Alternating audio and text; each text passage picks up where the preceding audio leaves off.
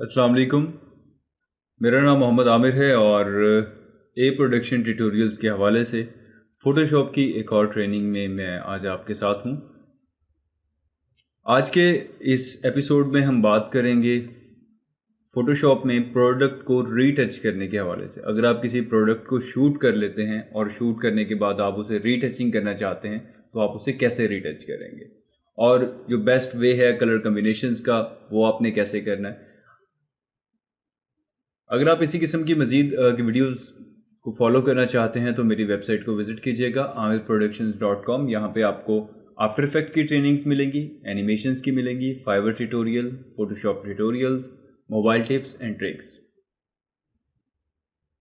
और अगर अभी तक आपने मेरे YouTube चैनल को सब्सक्राइब नहीं किया तो YouTube चैनल को सब्सक्राइब कीजिए और यहाँ पे बेल के आइकन पे क्लिक कीजिएगा और यहाँ पे सेंड मी ऑल नोटिफिकेशंस और सेव पे क्लिक कीजिएगा ताकि इस चैनल पे होने वाले तमाम अपडेट्स आपको मौसूल होते रहें और किसी भी आने वाली न्यू वीडियो को सबसे पहले आप देख सकें। So let's get started.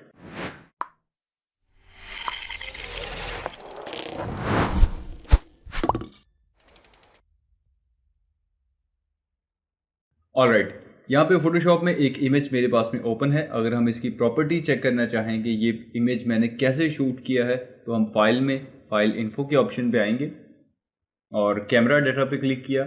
Cannon मेरा ब्रांड था 700D और लेंस मैंने 1855 जो कि किट लेंस है वही यूज़ किया है। एफ स्टॉप मेरा 3.5 था इस लेंस का, और ये शूट इन्फॉर्मेशन है जिसमें मैंने 35 mm पे इसको शूट किया है। 1/40 सेकेंड इसकी शटर स्पीड रखी है, एफ स्टॉप 4.5 है, ISO 400 है, मैनुअल मोड है। ओके, फ्लश मेरा ऑफ था क्योंकि यहाँ पे शटर स्पीड को मैंने काफ़ी स्लो रखा है। 1/40 का मतलब ये है कि 1 सेकंड के 40वें हिस्से में ये तस्वीर को कैप्चर करेगा। जब भी आप अपनी शटर स्पीड को 80 से या 60 से कम रखेंगे तो मेक श्योर कि आपका जो कैमरा है वो स्टैंड पे, ट्राईपॉड पे, मोनोपॉड पे होना चाहिए ताकि आपका कैमरा शेक ना हो और इमेज आपका ब्लर ना हो। अब अगर यहाँ आप इमेज को देखते हैं तो मैंने इस चीज़ को फोकस किया है जिसकी डिटेल बिल्कुल ठीक मुझे वाज़ेह हो रही, लेकिन अभी ये जो डिटेल्स हैं इन्हें हम इससे भी ज़्यादा वाज़ेह करेंगे। तो हमेशा मैं आपसे कहता हूँ कि फ़ोटोशॉप में काम करने से पहले जो आपकी लेयर है उस लेयर की डुप्लीकेट लेयर ज़रूर लिया करें ताकि बैकअप आपके पास में मौजूद रहे। तो डुप्लीकेट लेयर पे अब हम काम करेंगे। सबसे पहले फ़िल्टर के ऑप्शन में कैमरा का ऑप्शन, और यहाँ से मैं एक दफ़ा ऑटो पे क्लिक करता हूँ। ऑटो में अब थोड़ी सी उसने एडजस्टमेंट की हैं जिसमें कंट्रास्ट डाउन किया, हाइलाइट्स को, शेडोज़ को थोड़ा बढ़ा दिया, वाइडनेस को बढ़ा दिया एंड अदर थिंग्स। अब क्योंकि ये जो पिक्चर है ये गोल्ड की पिक्चर है तो हमें इसकी जो लुक है वो भी गोल्ड लुक देनी है। टेम्परेचर में से मैं येलो थोड़ा सा इंक्रीज करता हूँ, लाइक मे बी 10% गुड। तो आपका जो कलर है वो पहले से ज़्यादा यहाँ पे वाज़ेह हो गया है। और क्लैरिटी को भी मैं 10% यहाँ पे ज़्यादा कर दूंगा और उसके बाद ओके पे क्लिक किया। अब आफ्टर प्रोसेसिंग ये मेरा पहला इमेज था और ये उसके बाद का इमेज है। अगेन मैंने इसको डुप्लीकेट लिया, इस इमेज को फिल्टर के ऑप्शन पे क्लिक किया और अदर्स के ऑप्शन पे और हाई पास के ऑप्शन पे। अब हाई पास में ये डिपेंड करता है कि आपके इमेज का रेजोल्यूशन कितना है, उसी के अकॉर्डिंग आप यहाँ से जो इसकी रेडियस पर पिक्सल है उसको सेट करेंगे। लेकिन एक जो ओवरऑल आपकी लुक है वो तकरीबन इस तरह से नज़र आनी चाहिए जिसमें हल्का सा जो आपका फोकस एरिया है या जहाँ जहाँ पे कैमरा ने फोकस किया हुआ है वो चीज़ें इस तरह से कुछ कुछ आपको नज़र आनी चाहिए। फॉर एग्जांपल मैं यहाँ पे 4 टाइप करता हूँ और ओके का बटन दबा दिया। ओके का बटन दबाने के बाद ये मेरी हाई पास की लेयर है। Let me rename it HP for high pass, और यहाँ से ब्लेंडिंग मोड मैंने इसका चेंज कर दिया ओवरले। अब अगर मैं यहाँ पे जूम करके आपको दिखा सकूँ तो आप देखेंगे कि पहले ये डिटेल थी लेकिन हाई पास करने के बाद जो मेरी डिटेल्स हैं वो मज़ीद क्रिस्प हो गई हैं। ओके, अब नेक्स्ट इसमें प्रॉब्लम हम देख रहे हैं कि कलर करेक्शन का थोड़ा सा अभी और इस इमेज को ज़रूरत है, थोड़ी सी कर्व एडजस्टमेंट्स की ज़रूरत है, थोड़ा सा इस इमेज को लाइक क्रॉप करने की ज़रूरत है। सी का बटन मैंने कीबोर्ड से दबाया। अब क्योंकि इस साइड पे जो मेरा नेगेटिव स्पेस है वो कम है, इस साइड पे ज़्यादा है, तो मैंने इस कॉर्नर से यहाँ पे क्लिक किया, शिफ्ट का बटन प्रेस करते हुए ये मैंने इसको ड्रैग कर दिया, और जब एस्टिमेटेड मैंने इसकी स्पेस को मैच किया और एंटर का बटन कीबोर्ड से प्रेस कर दिया। ऑलराइट, अब ये क्रॉप इमेज आपका हो चुका है। दोनों साइडों से आपकी जो नेगेटिव स्पेस है वो ठीक आपको नज़र आ रही है। नेक्स्ट ऑप्शन, यहाँ पे जो आपके एडजस्टमेंट आइकन्स यहाँ पे हैं, एडजस्टमेंट लेयर के आइकन पे क्लिक किया और मैं यहाँ पे ब्राइटनेस एंड कंट्रास्ट की एक लेयर ले लेता हूँ, जिसमें ब्राइटनेस को मैंने हल्का सा बम्प किया और कंट्रास्ट को मैंने यहाँ से लाइक 15%, या आप यहाँ पे मैनुअल टाइप भी कर सकते हैं और इन स्लाइडर्स को भी यूज़ कर सकते हैं। उसके बाद एंटर का बटन दबाया।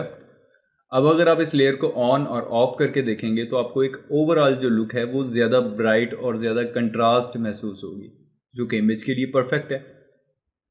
अच्छा, अब इमेज में हम देखते हैं कि हमारे प्रॉब्लम्स कहाँ कहाँ पे हैं। लाइक यहाँ पे मुझे ये वाइट कलर का स्पॉट नज़र आ रहा है, ये मे भी कोई लाइट का स्पॉट है जिसे मैंने फिक्स करना है। जे का बटन मैंने दबाया, स्पॉट हीलिंग ब्रश टूल को एक्टिव किया और यहाँ पे मैंने इसको कुछ पेंट कर दिया। जैसे ही मैं पेंट कर रहा हूँ, जो वाइट कलर का बबल है वो यहाँ से गायब हो गया है, और भी मेरे इमेज में जहाँ पे मुझे इस किस्म के प्रॉब्लम्स आ रहे हैं उन्हें मैं रिमूव कर रहा हूँ। आपने जो प्रोडक्ट शूट किया है वो कहाँ पे यूज़ होना है, उसका पर्पज़ क्या है, वो कमर्शियल यूज़ है, वो बहुत हाई लेवल पे जाने वाला है, वो लो लेवल पे रहेगा, उसके अकॉर्डिंग आप अपनी इमेज को ट्रीट करेंगे। अगर ये बहुत हाई लेवल पे जाएगा तो ये छोटे छोटे से जो पार्टिकल्स हैं डस्ट के, मैं इन्हें भी रिमूव करूँगा।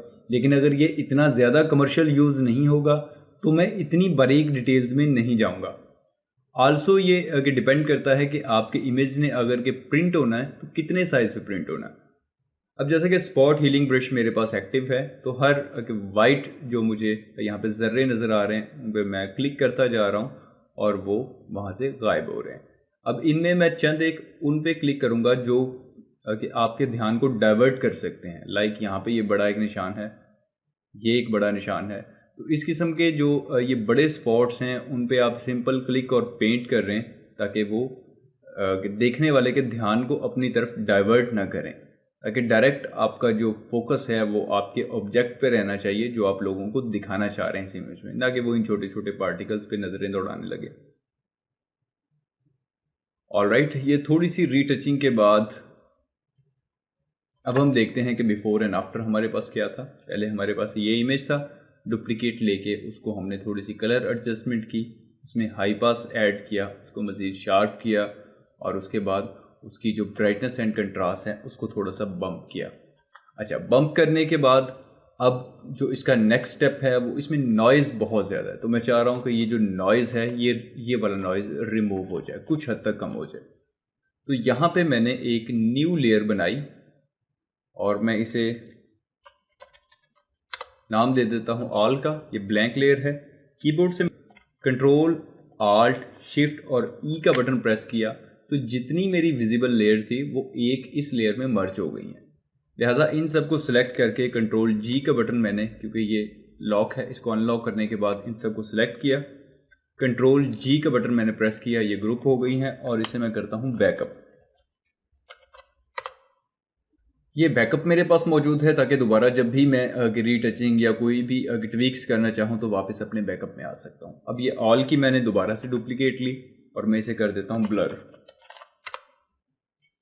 ब्लर करने के बाद फिल्टर के ऑप्शन में सरफेस ब्लर को मैं यूज़ करूँगा, क्योंकि सरफेस ब्लर एक नॉइज़ को रिमूव करने के लिए एक बड़ा खूबसूरत ब्लर है जो बड़ी नफासत से जो आपका नॉइज़ है उसे ख़त्म कर देता है। लाइक अगर आप यहाँ पर देख रहे हैं तो पहले यहाँ पे नॉइज़ थे, अभी वो रिमूव हो चुके हैं। रेडियस आप अगेन मैं कहूँगा ये थ्रेशोल्ड और रेडियस को आप अकॉर्डिंग टू इमेज रेजोल्यूशन आप इसको करेंगे। लाइक अगर मैं कंट्रोल आल्ट आई प्रेस करता हूँ जो कि इमेज साइज़ की शॉर्ट की है, तो यहाँ पे मुझे ये मेरे इमेज का जो कि पिक्सल्स हैं वो नज़र आ रहे हैं कि ये कितने पिक्सल हैं, उसी के लिहाज से मैंने वो वाली सेटिंग को एडजस्ट करना था।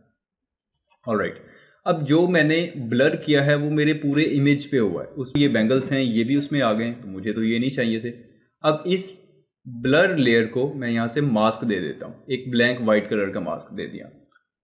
बी से ब्रश टूल लिया और यहाँ से वाइट कलर को एक्टिव कर लिया, यहाँ से ब्लैक कलर को एक्टिव कर लिया। थोड़ा सा इमेज को जूम किया और अब यहाँ पे मैं पेंट कर रहा हूँ। तो जहाँ जहाँ पे मैं पेंट करता जा रहा हूँ मेरी जो डिटेल्स हैं वो मुझे वापस मिल रही हैं। इसका सिंपल सोल्यूशन ये भी है कि आप इस लेयर को अगर ऑफ रखेंगे तो आपको सिर्फ यही लेयर और इसका मास्क नज़र आएगा। तो अब आप इसे पेंट कर सकते हैं कि कहाँ कहाँ पे आपको डिटेल्स चाहिए और किस किस एरिया को आपने मज़ीद ब्लर करना है। अब क्योंकि मेरा जो मास्क था वो वाइट था, हमेशा मास्किंग के हवाले से मैं आपको एक चीज़ कहता हूँ कि मास्किंग को हमेशा यूज़ किया करें। इसका फ़ायदा ये होता है कि किसी भी स्टेप पे आप कहीं भी वापस आ सकते हैं। ऑलराइट, क्योंकि मेरा वाइट मास्क था तो ब्लैक से मैं पेंट कर रहा हूँ। अब जब मैं ब्लैक से पेंट कर रहा हूँ तो वो एरिया इसमें से गायब हो रहा है, मीन्स इसकी सिलेक्शन में से लेस हो रहा है। और कुछ यहाँ से ब्रश का साइज कुछ एडजस्ट किया, कुछ यहाँ से। मेरा ब्रश आपको नज़र आ रहा होगा कि यहाँ पे ये ब्लैक कलर और ये चीज़ें बाकी हैं, क्योंकि मैं ग्राफिक्स टैबलेट यूज़ कर रहा हूँ। तो इसमें जितना मैं प्रेशर अपने पेन को दूंगा लाइक पेंसिल, उतनी ही ज़्यादा इसकी जो ओपेसिटी है वो वर्क करेगी। तो फोटोशॉप एडिटिंग के लिए मैं हमेशा इसी को यूज़ करता हूँ, क्योंकि इसमें आपको पेन चलाने में काफ़ी महारत होती है। आपको ऐसा लग रहा है कि आप पेंसिल से वर्क कर रहे हैं और आपके जो काफ़ी सारे काम जो कि माउस से नहीं हो सकते वो इससे बड़े इजी, और आपका जो खास कर स्पेशली टाइम है वो इसमें बच जाता है। ओके, अब यहाँ पे मेरा डिटेल्ड एरिया था जो मुझे बचाना था, ये तो ऑलरेडी आउट ऑफ फोकस है, मुझे चाहिए भी नहीं ये फोकस मेरे। यहाँ से बैक लेयर को मैंने ऑन कर दिया। अब अगर मैं इस मास्क को शिफ्ट का बटन दबा के क्लिक कर रहा हूँ तो वो ऑन एंड ऑफ हो रहा है। यहाँ पे आप देखेंगे कि ये पहले था और ये बाद में। ऑलराइट, अब हम इसे फाइनल जो टच है वो कर्व का टच इसे देंगे। कर्व यहाँ से मैंने लिया, RGB की जो डिफरेंट वैल्यूज़ हैं उन्हें मैं यहाँ पे ट्राई करूँगा। लाइक अगर मैं यहाँ पे रेड चैनल को, ये तो सॉरी RGB एक मेरा कंप्लीट है, लेकिन अगर यहाँ पे मैं सिर्फ इंडिविजुअली रेड चैनल को करूँगा तो उससे इफेक्ट देखूँगा कि मुझे उसे टच करना चाहिए या नहीं। लेकिन मुझे यहाँ पे ट्राई करना है ब्लू चैनल को, क्योंकि ब्लू और जो येलो हैं ये एक दूसरे के इन्वर्ट हैं। तो यहाँ पे थोड़ा सा येलो मैंने इसमें और ऐड कर दिया, समथिंग लाइक दिस। अब इसे ऐड करने के बाद ये ओवरऑल मेरे जो इमेज पे अप्लाई हो गया ये ब्लू कलर। मुझे सिर्फ अपनी ज्वेलरी पे चाहिए था, बाकी चीज़ों पे नहीं। अगेन जैसा कि ये मेरे पास मास्क है और यहाँ पे मेरे पास में ब्लैक कलर एक्टिव है, तो साइडों से मैं पेंट कर दूंगा।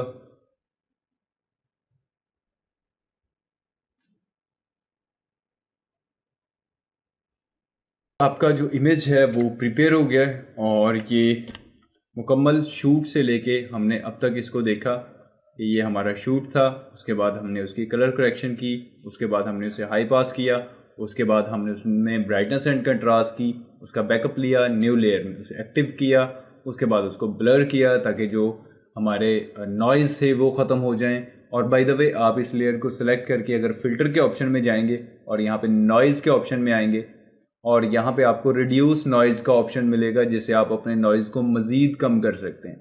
अगर आप इस फ़िल्टर को यूज़ करना चाहें that's perfect thing for you. अगर आप इसे इस्तेमाल नहीं करना चाहते तो ब्लर भी कर सकते हैं, या फ़िल्टर में आके आप कैमरा फ़िल्टर पे वापस आएंगे। कैमरा फ़िल्टर पे वापस आने के बाद ये थर्ड टैब जो है वो डिटेल्स की है, इसमें ये नॉइज़ रिडक्शन का ऑप्शन है। यहाँ से भी आप अपने नॉइज़ को, लुमिनेंस को कंट्रोल करके नॉइज़ को कम कर सकते हैं। अब जैसा कि यहाँ पे काफ़ी हद तक जो हमारा नॉइज़ है वो ऑलमोस्ट ख़त्म हो गया है और हमारा इमेज क्योंकि ब्लर्ड था, फुली फोकस नहीं था, इसलिए हमें आसानी हुई उसको यूज़ करने में। इस पिक्चर का लिंक मैं यहाँ पे डिस्क्रिप्शन में दे रहा हूँ। अगर आप अपनी ट्रेनिंग के लिए इसी इमेज को यूज़ करना चाहें तो यू आर मोस्ट वेलकम, और आप इसको यूज़ भी कर सकते हैं। आप इसे चेक कीजिए। अगर आज की ट्रेनिंग के हवाले से कोई भी सवाल, कोई भी पॉइंट आपको समझ नहीं आया तो आप मुझे डायरेक्टली फेसबुक पे कांटेक्ट कर सकते हैं, मेरी वेबसाइट पे कांटेक्ट कर सकते हैं, या मुझे यहाँ पे कमेंट सेक्शन में कर सकते हैं। अगर वीडियो आपको पसंद आई है तो इस वीडियो को लाइक कीजिएगा, सब्सक्राइब कीजिएगा। मेरा नाम मोहम्मद आमिर है। अगली वीडियो तक मुझे इजाज़त दीजिएगा। अपना रखिएगा ख्याल। अल्लाह हाफ़िज़।